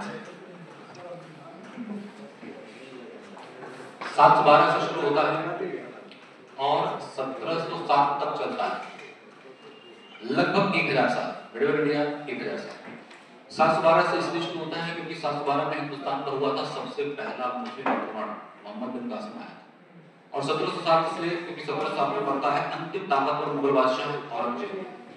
औरंगजेब के मरने के बाद अंग्रेजी शासन में मजबूत होना शुरू हो गया। समझना कोई ताकतवर आदमी गद्दी पर नहीं बैठा, इसलिए इतिहासकार माना कि वहां से मॉडर्न इंडिया शुरू हो गया। अब इस 1000 साल में हमें पढ़ना है मुस्लिम शासकों के बारे में। तो सबसे पहले हमें ये जानना होगा कि आखिर मुस्लिम शासक भारत क्यों आए, उनके भारत आने का उद्देश्य क्या था, और जब भारत आए तो भारतीय शासक उन्हें रोक क्यों नहीं पाए। अब इन बातों को समझने के लिए हमें सबसे पहले कुछ बेसिक बातें समझनी होंगी इस्लाम के बारे में, जिससे आप चीजों को समझ पाएं, रिलेट कर पाएं। बस अब बोलना कुछ नहीं, चुपचाप रहना। अगर आपको आप बोले मैं आपको निकाल दूंगा क्लास में, आपको बिगड़ना नहीं। अगर मैं पूछूं आपसे कि इस्लाम क्या है, तो आप मुझे क्या बताएं? इस्लाम एक धर्म, इस्लाम एक ईश्वरवाद को मानने वाला धर्म। इस्लाम कहता है कि ईश्वर सिर्फ एक है, जिसे अरबी भाषा में अल्लाह और फारसी भाषा में खुदा कहा जाता है। इस्लाम कहता है कि अल्लाह की कोई सूरत नहीं होती, अल्लाह आपके इमेजिनेशन से परे होता है, और जिसकी कोई सूरत ही ना हो, जिसको आप इमेजिन न कर पाए, भला आप उसकी मूर्त कैसे बना सकते हैं। नतीजा इस्लाम मूर्ति पूजा का खंडन करता है, विरोध करता है, और हमारे हिंदुज़म में मूर्ति पूजा को बढ़ावा दिया जाता है।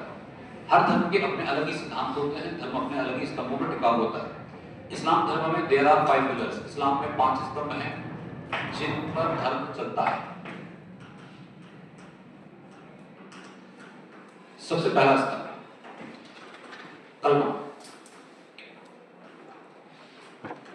इस्लाम में एक बड़ा पवित्र वाक्य है कलमा, ला इलाहा इल्लल्लाह मुहम्मदुर रसूलुल्लाह। दिस स्टेटमेंट इज कलमा, ये वाक्य कलमा है। कलमा कहता है कि मोहम्मद पैगंबर साहब अल्लाह के आखिरी रसूल हैं। रसूल मतलब मैसेंजर ऑफ गॉड। जो व्यक्ति आंख बंद करके कलमा पर विश्वास करता है उसको कहा जाता है मुसलमान।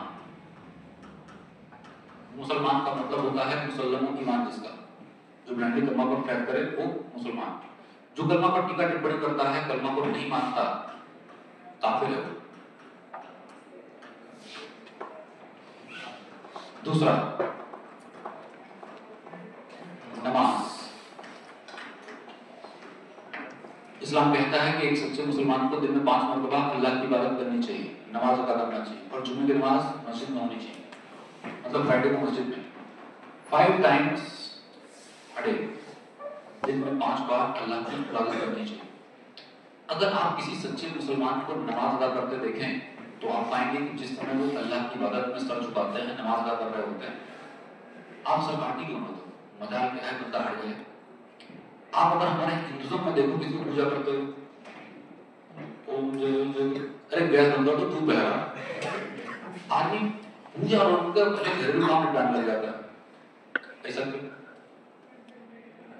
क्यों? ये तो पूछना।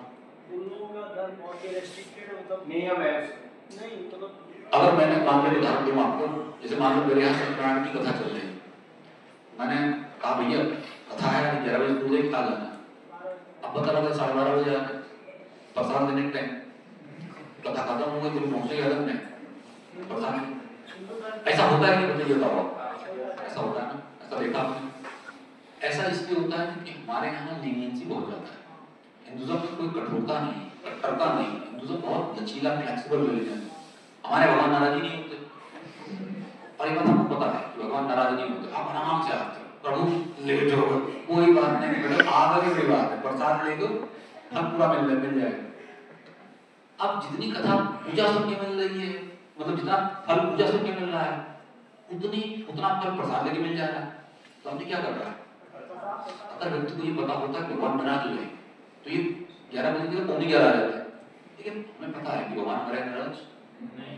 हमारे यहाँ तो इतना भगवान लचीले हैं, फ्लेक्सिबल हैं, है ना? एक लोटा जल चढ़ा तो खुश है, कोई डिमांड ही नहीं हमसे, समझ रहे हो? एक लोटा जल चढ़ा खुश, और अगर नहीं तुमने दूध चढ़ा दिया है, शहद चढ़ा दिया तो भैया मन्नत खुल रहा, हम तुम्हें क्या करेंगे, कुछ देंगे, तो कुछ पूजा करो, है ना?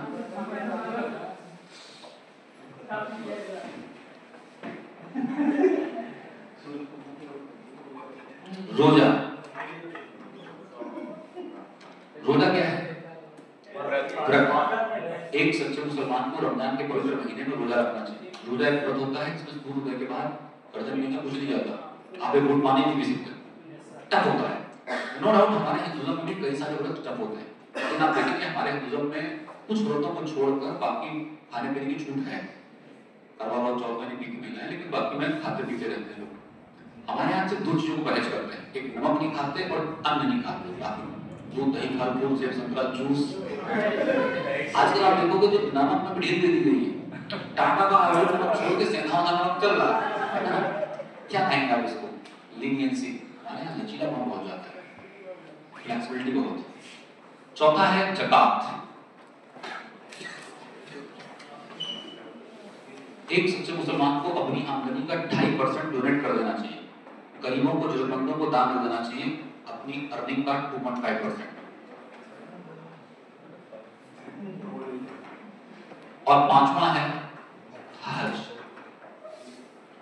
एक सच्चे मुसलमान को जीवन में एक बार हज यात्रा पर जाना चाहिए, यानी मक्का और मदीना। लेकिन मक्का और मदीना ही क्यों? एक बात मैं और बताता हूं। इतिहास के अनुसार इस्लाम धर्म के संस्थापक माने जाते हैं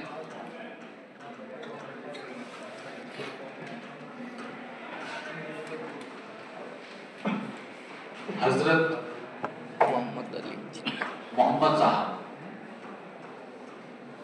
इतिहास मानता है कि इस्लाम धर्म की शुरुआत की किसने? अब 2 बातें समझेंगे आप, इतिहास और धर्म दोनों अलग अलग चीजें हैं। धर्म में बहुत सारी बातें ऐसी होती हैं जिनको प्रूफ नहीं किया जा सकता, और इतिहास बात ही वही मानता है जिसको प्रूफ किया जाए। हर धर्म ये कहता है कि वो दुनिया का सबसे प्राचीन धर्म है, हिंदुज्म तो मोहर लगाता है कि हम ही सबसे प्राचीन। अगर आप जैन धर्म को पढ़ेंगे तो आप पाएंगे जैन धर्म ये कह रहा है कि वो हिंदुज्म से भी प्राचीन है। जैन धर्म कहता है कि जैन धर्म में 24 तीर्थंकर है और सबसे पहले तीर्थंकर ऋषभ देव जी थे और सबसे आखिरी तीर्थंकर 24वें तीर्थंकर महावीर स्वामी। इतिहास कहता है कि जैन धर्म की शुरुआत ही 24वें तीर्थंकर से हुई है, महावीर स्वामी से, लेकिन धर्म कहता है कि नहीं, प्राचीन ऋषभ देव जी से। जैन धर्म ये कहता है कि 22वें तीर्थंकर थे अरिष्ट नेमि और भगवान श्री कृष्ण के भाई थे, लेकिन इतिहास इसकी पुष्टि नहीं करता। ऐसे ही अगर आप 23वें तीर्थंकर थे पार्श्वनाथ, जिन्होंने जैन धर्म में 4 महाव्रत दिए, तो इतिहास में इन तीर्थंकरों को कोई एविडेंस नहीं मिले। बात समझें क्या? इतिहास बात करता है किसकी? एविडेंस की। ऐसे ही अगर आप इस्लाम की बात करोगे ना, तो इस्लाम भी कहता है वो प्राचीन है, कहता है कि पैगंबर मोहम्मद साहब तो आखिरी पैगंबर थे, इनसे पहले कई पैगंबर और आ चुके थे, पैगंबर ईसा, पैगंबर मूसा। पैगंबर का मतलब जो अल्लाह का पैगाम लेकर आए। लेकिन इतिहास मानता है कि धर्म ही कहां से शुरू हुआ है? पैगंबर मोहम्मद साहब से। इसलिए आपको उनके बारे में कुछ बेसिक बातें पता होनी चाहिए। जैसे पैगंबर मोहम्मद साहब का जन्म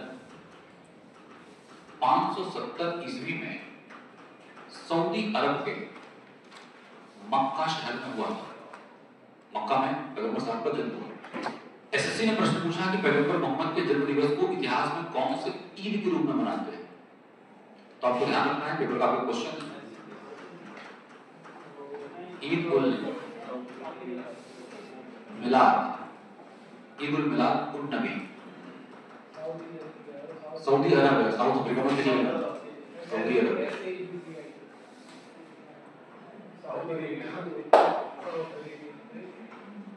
इनके जन्म दिवस को मनाया जाता है ईद उल मिलाद उन नबी के रूप में। जब ये 40 वर्ष के थे, यानी कि 610 ईस्वी में, 610 एडी में, ये गॉड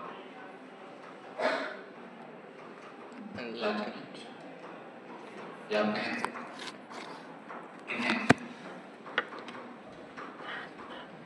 महायान की प्राप्ति हुई। और कहां हुई? सऊदी अरब के मक्का शहर में गुफा थी, हीरा गुफा, जहां तपस्या करते थे, हीरा के ऊपर। और जब इन्हें ज्ञान की प्राप्ति हुई तब इन्होंने इस्लाम धर्म की शुरुआत की। इसलिए इतिहास मानता है कि इस्लाम धर्म की शुरुआत 610 में हुई है और इस्लाम शुरू हो रहा है कहां से? सऊदी अरब से। वास्तव में इस्लाम शुरू हो रहा है कहां से? सऊदी अरब से। अब एक बात है समझने वाली है, आप समझें, कोई भी धर्म चलता है ज्योग्राफी पर। धर्म को चलने में ज्योग्राफी का बहुत अहम रोल रहता है। जैसे आप समझो, भारत देश जो है, भारत देश नदियों का देश, उत्तर से दक्षिण, पूर्व से पश्चिम नदियां ही नदियां हैं। जहां नदियां होंगी वहां जमीन उपजाऊ होगी, जमीन उपजाऊ होगी, खेती बहुत अच्छी होगी, खेती अच्छी होगी तो लोग शाकाहारी होंगे, मांसाहारी? शाकाहारी होंगे। हमारे यहाँ पालकी, चौराई, बथुआ, सोया, मेथी, धनिया मिलता है। सऊदी अरब रेगिस्तान है, मरुस्थल है, पानी नहीं। जहाँ पानी नहीं होगा एग्रीकल्चर नहीं होगा, एग्रीकल्चर नहीं होगा तो लोग शाकाहारी होंगे, मांसाहारी? मांसाहारी। क्या आएंगे वहां पे रेगिस्तान में? ऊंट जा रहा है, आधे रास्ते बाद दिखना बंद हो गया, कहां चला गया? सऊदी अरब में चल रहा था किल और किल्ड, या तो मार दो या तो मारे जाओ। हमारे यहाँ चल रहा था जियो और जीने दो, लिव एंड लेट लिव। समझ रहे? अब ऐसी जगह पर जहाँ कोई सिविलाइजेशन नहीं, कोई सभ्यता नहीं, लोग बेरहमी से एक दूसरे को कत्ल कर दे रहे हैं। एक रोटी है, खाने वाले 10, मेरा जिंदा बचने के लिए बाकी का नफा करना जरूरी। ऐसी जगहों पर पैगंबर मोहम्मद साहब आए और पैगंबर मोहम्मद साहब ने इस्लाम धर्म की शुरुआत की। इस्लाम का वास्तविक मतलब होता है पीस। इस्लाम बात करता है अमन, चैन, शांति। इन्होंने लोगों को सही जीवन जीने का तरीका सिखाया। लोग इससे प्रभावित हुए, भाई सही चीज समझ में आती है। नतीजा ये हुआ कि लोग पैगंबर साहब के फॉलोअर बने और देखते ही देखते मक्का शहर की एक बड़ी आबादी पैगंबर मोहम्मद की भक्त बन गई। नतीजा ये हुआ कि जब लोग इनके मत को, इनके विचारों से सहमत हो रहे थे तो वहां पर ज्यादातर लोग स्टैचू वर्शिप करते थे। नतीजा ये कि लोगों ने इनका विरोध करना शुरू कर दिया, जो स्टैचू वर्शिप वाले थे। इनका इस कदर विरोध हुआ कि 622 ईस्वी में इन्होंने मक्का छोड़ दिया। He left Mecca and he visited Medina. ये मक्का शहर छोड़कर कहां चले गए? मदीना में। सारा जीवन मदीना में ही रहे। मक्का से मदीना जाने की इनकी जो जर्नी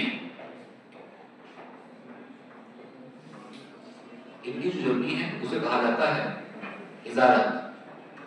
और जब इस मक्का से मदीना गए थे उसी समय 622 में चला था इस्लामिक कैलेंडर, जिसे कहा जाता है हिजरी संवत। इस्लामिक कैलेंडर हिजरी संवत। सारा जीवन मदीना में ही रहे, मदीना में धर्म का प्रचार किया और मदीना में ही पैगंबर मोहम्मद साहब का इंतकाल हो गया। 632 ईस्वी में he died in मदीना। 632 में इनकी मृत्यु हुई कहाँ पर? मदीना में। अब आप एक बात समझें कि पैगंबर मोहम्मद साहब का जन्म मक्का में हुआ था और इनकी मृत्यु हुई मदीना में। इसीलिए मक्का और मदीना इस्लामिक मान्यताओं के अनुसार एक तीर्थ स्थल है और एक सच्चे मुसलमान को जीवन में एक बार मक्का मदीना जरूर जाना चाहिए। और मक्का मदीना की यात्रा ही क्या कहलाती है इस्लाम में? हज। ये तीर्थ यात्रा इस्लाम ही है।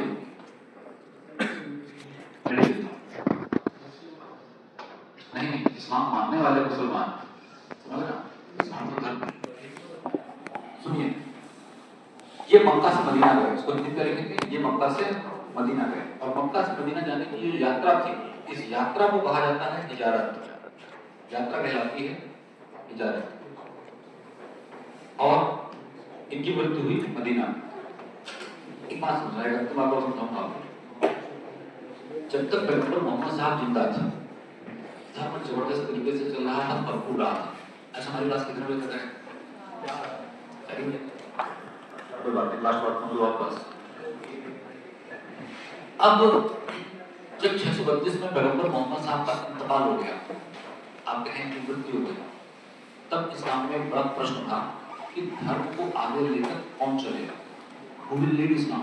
अब इस्लाम का अगला उत्तराधिकारी कौन बनेगा? पैगंबर मोहम्मद साहब की मृत्यु के बाद अब वो व्यक्ति जो धर्म को लीड करेगा, इस्लाम में उसे कहा जाएगा खलीफा। खलीफा का मतलब से जुड़ा होगा। अच्छा चलो, आज की कहानी लोग मुझे याद दिलाइएगा, हम इसी कहानी को क्या करेंगे, कंटिन्यू करेंगे।